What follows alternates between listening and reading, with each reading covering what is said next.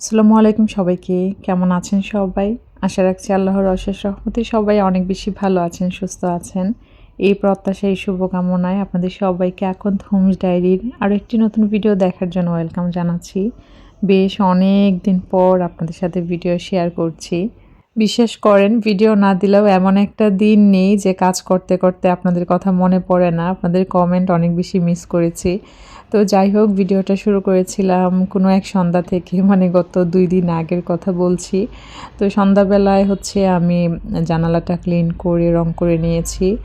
দেন হচ্ছে এটা তার পরের দিনের সকালবেলা। তো যেদিন সন্ধ্যের দিকে আমি ভিডিওটা শ্যুট শুরু করেছি, তার কিছু সময় পরেই আপনাদের ভাইয়া বলল ডাক্তারের কাছে যাওয়া লাগবে। ওই যে আমার দাঁতের প্রবলেমের কথা বলছিলাম, ওইটার একটা মানে লম্বা ট্রিটমেন্ট চলছে।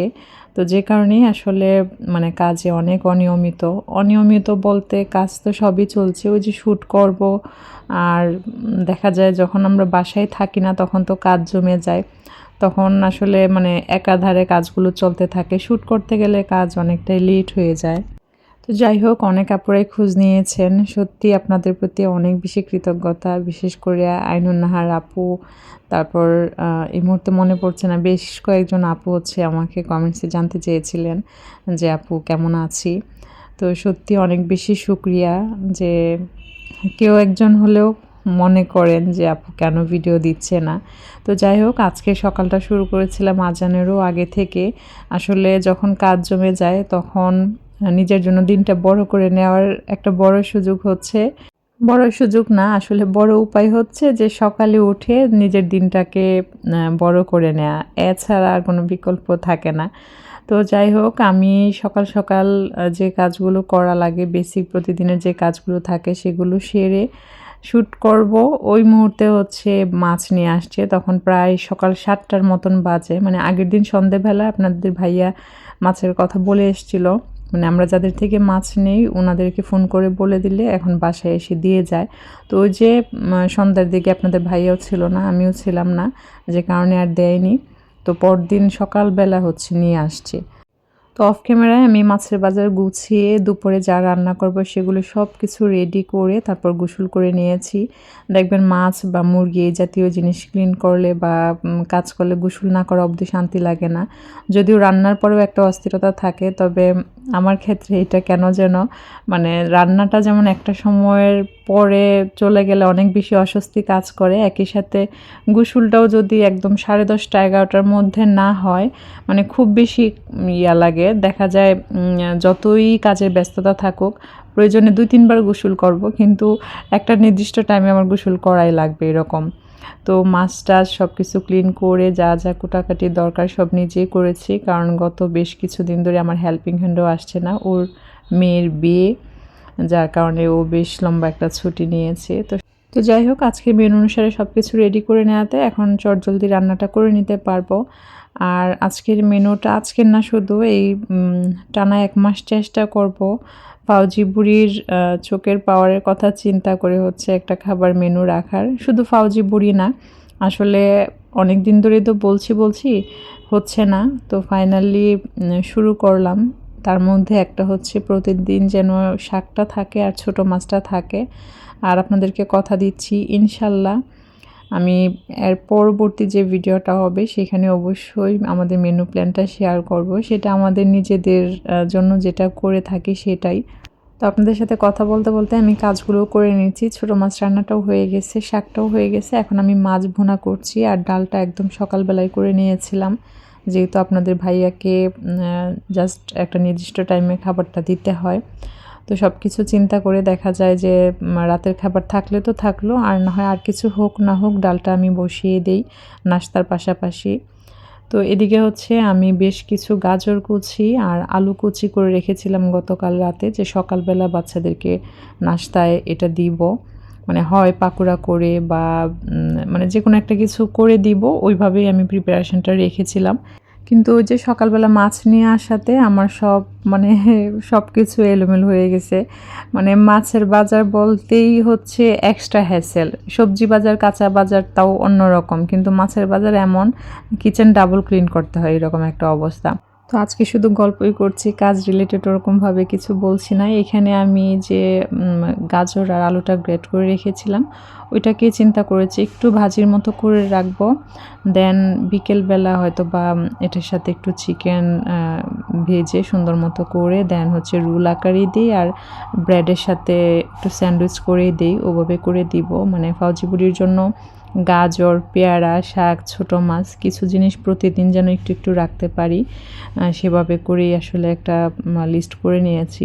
ইনশাল্লাহ আমি শেয়ার করব। মানে ওর মেনু, মানে আলাদা করে মেনু চার্ট না, আমাদের সবার কথা চিন্তা করেই একটা মেনু করে নিয়েছি, যেটা অনেক আপুদের ইচ্ছেও ছিল যে আমি যেন মেনু প্ল্যানটা শেয়ার করি। তো আমি আমাদের জন্য, আমাদের সবার কথা চিন্তা করে যেটা করেছি সেটা শেয়ার করার পরে যদি কেউ একজনও আইডিয়া পান, সেটা হবে আমার জন্য অনেক বড় পাওয়া। তবে সবসময়ের মতো বলবো, আমি এসবের কোনো এক্সপার্ট কোনো কিচ্ছু না। আমি আমার লাইফে যেটা করছি সেটাই আপনাদের সাথে শেয়ার করছি।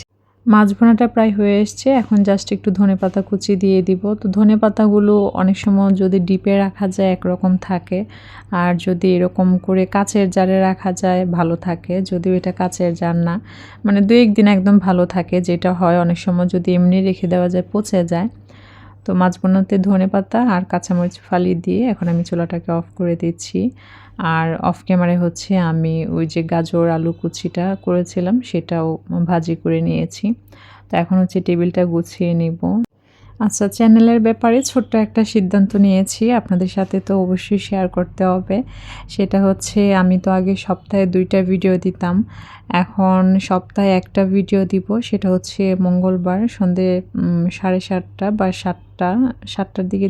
তো মাগরিবে আজান দেয়। আসলে ভিডিওটা যেহেতু রেডিই থাকে, ওই জন্য কিন্তু অনেক সময় ওই টাইমে পাবলিশ করা থাকে। মানে ওই টাইমে বসে বসে আসলে মানে আজানের সময়, ওই সময় তো আমরা সবাই সবার মতো করে বিজি থাকি। তো ওই 7টা 7:30টার মধ্যেই দেওয়ার চেষ্টা করব।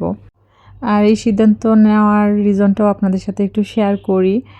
আলহামদুলিল্লাহ বিজনেসের ব্যস্ততা তো দিন দিন বাড়ছে। পাশাপাশি সত্যি বলতে আমি যে আগে সিলেট থাকতাম, এখন ময়মনসিংহ চলে এসেছি। আমার বোনের অনেক প্ল্যান ছিল আমাকে নিয়ে ঘুরবে, এখানে যাবে ওখানে যাবে। আব্বা আম্মার অনেক প্ল্যান ছিল যে ডাকলেই চলে যাব। তো যেটা হয় যে কোনো একটা কাজে ঢুকলে কিন্তু দায়িত্বও অনেক বেড়ে যায়। বিজনেসে কাজ শুরু করার আগ পর্যন্ত কিন্তু আমার মানে শুক্রবারটা আমি এমনভাবে রাখতাম যে মন চাইলে আমি আমার বোনের বাসায় যাব বা আব্বা আম্মার কাছে যাব। আবার অনেক সময় আপনাদের ভাইয়াও হয়তো বা বাইরে যাওয়ার কথা বলে। তো ওই যে ভিডিও থাকে ওই দিন, তো ওইটার কিন্তু একটা মানে দায়বদ্ধতা বলেন সব কিছু মিলিয়ে আসলে এমন একটা মানে পরিস্থিতিতে আসলে পড়ে যাই, না পারি এটাকে অ্যাভয়েড করতে, না পারি ওইভাবে মেনটেন করতে। তো সব কিছু চিন্তা করে দেখলাম যে না, আমি আসলে শুক্রবারটা ওইভাবেই রাখবো। আসলে ওইদিন আব্বা বলতেছিল ফোনে যে জাহিনকে বলো কিছুদিনের জন্য হচ্ছে বেড়ায়া যাক, তোমাকে বললেও তো তুমি পারবা না, মানে এমনভাবে বলতেছিল। আমার এত খারাপ লাগছে। তো যাই হোক, এই জন্য এখন থেকে সপ্তাহে একটা ভিডিও যাবে। তো এখানে হচ্ছে আমি যেটা করছি, কলমির শাকগুলো যে আজকে রান্না করেছি তার সব কয়টা ডাটা এইভাবে পানিতে করে রেখে দিয়েছি। তার আগের ফুটেজে খেয়াল করেছেন কি না যে আমি কলমির শাক একটা দইয়ের বাটিতে ওইভাবে করে রেখেছিলাম, মানে সেমভাবে রেখেছি। এখন মাশাল্লাহ এত সুন্দর হয়েছে। তো এটাতে পানি দিতে হয়, পানিগুলো খেয়ে ফেলে, মানে খুব দ্রুতই খেয়ে ফেলে। তো যেহেতু ফাউজি বুড়িকে প্রতিদিন শাক খাওয়াতে হবে, প্রতিদিন তো শাক পাওয়া সম্ভব না, বা ওভাবে আসলে হয়ে ওঠে না। অনেক জিনিস আমরা কিন্তু চাইলেও পারি না। তো ভাবলাম যে একটু আধটু যদি বারান্দায় এরকম থাকে, সাথে অল্প একটু আলু দিয়ে শুধু ওর জন্য হলেও করব। তো আমি মিষ্টি আলুরও একটু গাছ লাগিয়েছি, মানে আলু পুঁতে দিয়েছি যেন ওখান থেকেও একটু আধটু শাক নিতে পারি। আসলে এগুলিতে প্রচুর সময় দিতে হয়, মানে যদি শাক-টাক বারান্দায় ওইভাবে করা হয়। কিন্তু এই যে জিনিসটা, এটা হচ্ছে একেবারে ম্যাজিক। মানে পানিতে জাস্ট রেখে দিলেই খুবই সুন্দর হয় শাকটা। আমি জানতাম, কিন্তু ওভাবে করে মানে হয় না যে একটা জিনিস অনেকদিন না করলে পরে মনে থাকে না। তো হুট করে মাথায় আসলো যে আমি এভাবে করে রাখি। তো এই কাজগুলো করতে করতে আমার হেল্পিং হ্যান্ড চলে আসে, ওকে নিয়ে বাসার ফ্যানগুলো ক্লিন করে ফেলি। আর গত 2 দিন আগে হচ্ছে নিজের জন্য একটা ড্রেস কেটে রেখেছিলাম, ওটাও সেলাই করার সুযোগ হচ্ছিল না। আজকে ইনশাল্লাহ করে নিব। তো এই ছিল আমার আজকের ভিডিও। আপনাদের কাছে কেমন লেগেছে কমেন্টস করে জানাবেন। ধন্যবাদ সবাইকে। আল্লাহ হাফেজ। আসসালামু আলাইকুম।